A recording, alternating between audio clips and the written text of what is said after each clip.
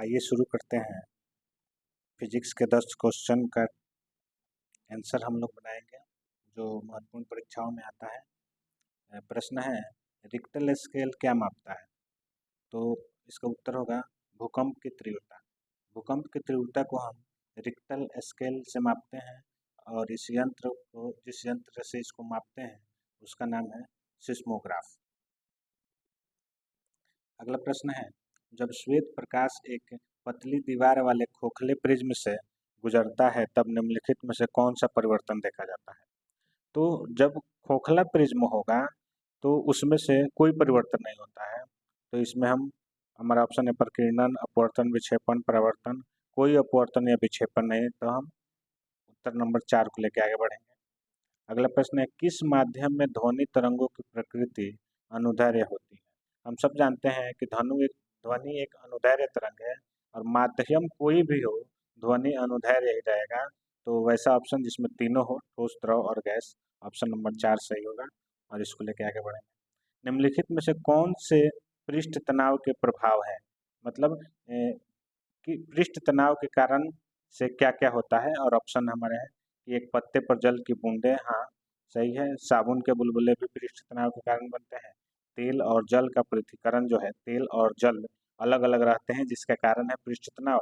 शराब की धारा भी पृष्ठ तनाव के ही कारण होते हैं।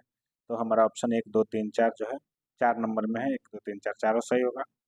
अगला प्रश्न है, वायु में ध्वनि का वेग जो है वायु में कब बढ़ता है कब घटता है, इस पर आधारित प्रश्न है। कई बार ऐसे प्रश्न परीक्षाएं में आई है। तो हमारा ऑप्शन है दबाव में वृद्धि के साथ बढ़ता है, तो ये नहीं बताया जा सकता, ये कंफर्म नहीं हो सकता है। आर्द्रता में वृद्धि के साथ घटता है, तो ये गलत हो जाएगा। आर्द्रता में वृद्धि के साथ जो है ध्वनि का वेग जो है बढ़ जाता है। तापमान में वृद्धि के साथ जो है बढ़ता है, हाँ ये सही है। अगर वायुमंडल का तापमान बढ़ता है तो उसमें ध्वनि का वेग भी बढ़ जाता है, तो ये तीसरा सही होगा। और चौथा भी देख लेते हैं, आयाम और आवृत्ति के साथ बढ़ता है। तो ध्वनि के वेग में आयाम आवृत्ति का कोई प्रभाव नहीं पड़ता है, तो ये इसका कोई असर नहीं होगा। हमारा 3 नंबर आंसर, तीसरा जो है उत्तर है वो सही होगा। अगला है, निम्नलिखित कथनों में कौन सा या से सही है या है? पारे का उपयोग अक्सर थर्मामीटर में किया जाता है क्योंकि यह विभिन्न तापमानों में तरल रूप में बना रहता है, हाँ बिल्कुल सही है। पारे को हम इसलिए उपयोग करते हैं क्योंकि वह विभिन्न तापमानों में तरल रूप में ही रहता है। एल्कोहल युक्त थर्मामीटर का उपयोग निम्न तापमान मापने के लिए किया जाता है क्योंकि इसका हिमांक बिंदु कम होता है। हाँ, एल्कोहल का हिमांक कम होता है, तो हम 0 से कम यानी माइनस में तापमान को मापना है तो उसमें जो है पारा के जगह एल्कोहल भरा होता है, तो दूसरा नंबर ऑप्शन भी सही है। अगला है, पारे वाले थर्मामीटर का उपयोग उसके उच्च हिमांक बिंदु के कारण बहुत कम तापमान मापने के लिए नहीं किया जा सकता। हाँ, पारे वाले जो थर्मामीटर है उसको हम कम तापमान मापने के लिए नहीं उपयोग कर सकते हैं। तो इस तरह ये तीनों सही है। तो जो 4 नंबर ऑप्शन है सभी कथन सही है या सही होगा, इसको लेकर हम आगे बढ़ेंगे। एक लेंस की शक्ति मुख्य रूप से डैश डैश पर निर्भर करती है। तो लेंस की शक्ति जो है लेंस की ऊंचाई, आकार, चौड़ाई पर निर्भर नहीं करता बल्कि उसके वक्रता पर निर्भर करता है।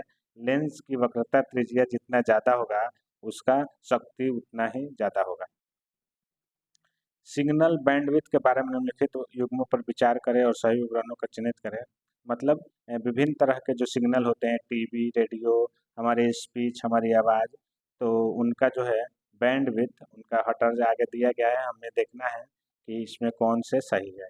तो सिग्नल स्पीच का जो है, बोलने का जो है, स्पीच के लिए 300 से 3100 यानी 2800 जो है गैप है, तो ये सही हो सकता है क्योंकि जो वॉकी टॉकी होता है उसमें 2800 हर्ट्ज तक का दिया रहा होता है। स्वर संचरण 20 किलो हर्ट्ज यानी 20 से 20,000 होता है, तो लगभग 20 किलो हर्ट्ज होता है, ये भी सही है।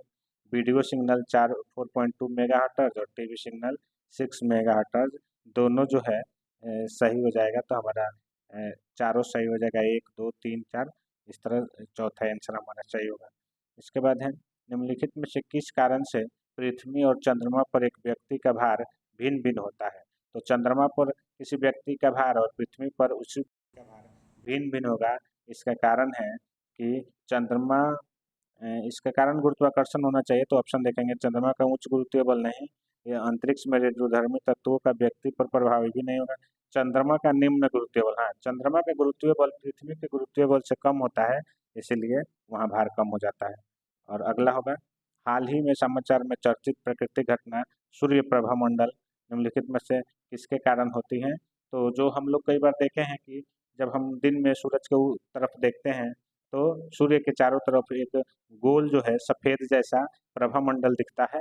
तो ये प्रभा मंडल किस कारण बनता है, तो उसका जवाब होता है कि बादल, एक तरह का जो बादल होता है, वो बादल में सूर्य का जो प्रकाश है अपवर्तित और परावर्तित हो जाती है, जिसके कारण वह दिखाई देता है।